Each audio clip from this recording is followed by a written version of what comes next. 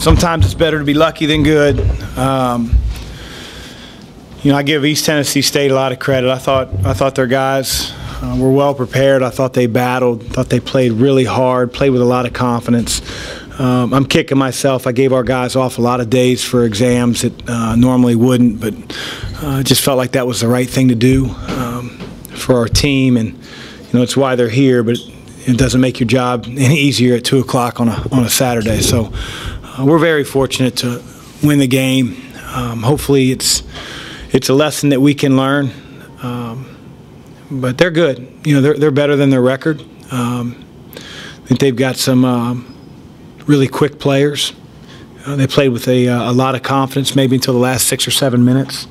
And I also give our team a lot of credit for not hanging their head and being able to stay locked in huddles, and encouraging one another, understanding it's a long game. That as long as we get stops, that we have an opportunity to maybe pull this one out. And you know, that usually happens when you have some seniors on your team. And at the same time, Najee Marshall played extremely well. As far as Paul Scruggs and Elias Harden, they didn't play. We have a high standard here in our program. They didn't meet that standard. So we sat them out today. And it won't be a long-term thing. As long as they do what they need to do over the next 48 hours, and they'll be back as part of our rotation. So that's all I'm going to answer on that. Any questions? Coach, how about Desante Bradford? I mean, what makes him such a hard player to stop? Well, he had it going. I mean, he's quick. He's played with a lot of confidence. You know, I think they have some firepower.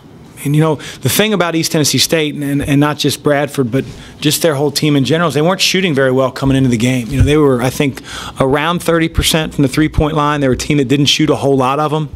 And at one point, I think I looked down, and they were 10 for 21 from three.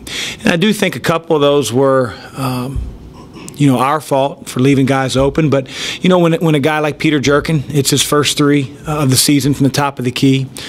Bo Hodges, first three. And he's shooting it like Trayvon there. So, you know, good players step up in big games. And for East Tennesse State, it's a big game. It's a chance to play on a national stage, and they took it to us. You know, I told Steve after the game, I felt like the better team today didn't win. And it's a credit to he does a great job. I've known him for a while now, and I know he's down, but you know, it is a 40-minute game, and our guys kept competing. Chris, being down 22 with 14.5 to play, that's kind of a Hail Mary type of situation. How do you coach for that? And what were you alluded to it a little bit in your opening statement, but what was your message to the guys around that time? I was just trying to figure out a way to generate good offense. You know, I thought, you know, we came out of halftime, you know, tried to regroup, and I think we go 1 for our first 10 or 1 for our first 11 from the floor. It just felt like there was a lid on it, and you know, defensively, you know, it took the wind out of our sails, and they started to play with a rhythm and a confidence. In order to get back in a game, you have to get stops. I mean, we couldn't have traded baskets the last 15 minutes and won the game. And fortunately, our zone was very, very effective, and they lost their confidence when that zone sort of came about. Fortunately, we were able to, you know, there were only a couple times where they got offensive rebounds, and we were going to go back to man, but I never really felt like they felt comfortable in the zone. JP and Kaiser, health-wise, I know it's incredibly early. Yeah. Did you get any word from Fluker on what's up with them? No, I did not. You know, I think JP wasn't where he needed to be in terms of going back in the game. Doctor said, hey, we'll worry about that later, but he's not playing the rest of the game. So you're down a guy, and you're down a couple guys prior to that. So we had to play with some moving parts today, and I'm just proud of our guys for being able to do that. But I don't have anything on their status. Big picture, I know it's a long season. Can you take anything away from this team's makeup, down a couple of guys, for how they fought today and how they found a way to win this game? Well, I mean, I could take positives and I could take negatives. I could take negatives and say that I don't think we were very well prepared or ready to play. Again, part of that's on me. A big part of that, you know, I kick myself with the exam schedule, but it's water under the bridge. You know, we've handled teams that may not have a national name, may play in a smaller conference. We've handled them with a lot of respect.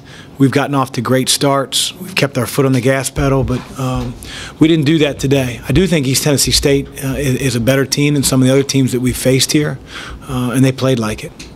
What can you say about Trayvon? Obviously, he's done it before, but just to have the poise to want to take that shot, and then hit it in that moment. You know, Trayvon evened the score because a few years ago I was madly screaming for a timeout, and J.P. McCura drained a 3 at Providence. And today I was madly screaming for a timeout with my assistant coaches, and Trayvon made the shot. So I'd like to be able to lie and say that I was actually calling timeout once it went in. But no, he's a great player, and he's been in that moment a lot. And you know, he deserved it. I just felt like we were a little bit out of sorts. Spacing wasn't great. I mean, I know Trayvon's a terrific player, but, you know, if he's running into defenders that aren't guarding him because our spacing's bad, then we look like Keystone Cops at the end. Fortunately, he dribbled to an open area and did what he does. It sounds like you're being a little bit hard on yourself regarding the schedule this week. I mean, the academics are the academics. How would you play that differently? I would practice more. I'd go maybe an hour, because an hour isn't that much of your day. And we could have come in here and run up and down and just sort of maybe kept the same rhythm that we had. Our practice on Thursday was the worst practice of the year, and we had been off 3 of the 4 days prior to that.